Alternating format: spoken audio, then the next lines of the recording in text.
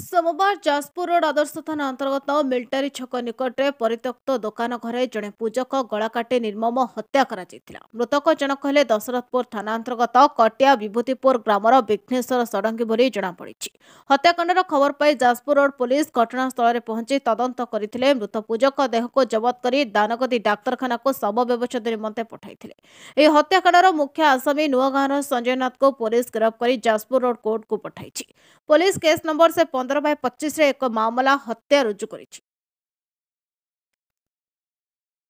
Court आसामीर bell नामंजूर कर Jajpur road रगड़ी स्थित सब जेल को पठाई देछि। सूचनायोग्य जे संजय दास और पूजक परित्यक्त घरे सांग होई रहुथिले। संजय एक झील को बारंबार खराब इंगित करुथिबारु उभयंक भितरे पाटितुंड होई आसुथिला।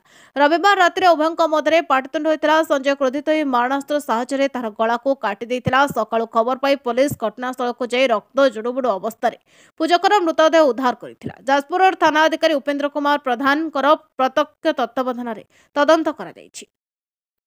Vyasnagar Pradyumna Kumar Boitai report, Nyayavati TV.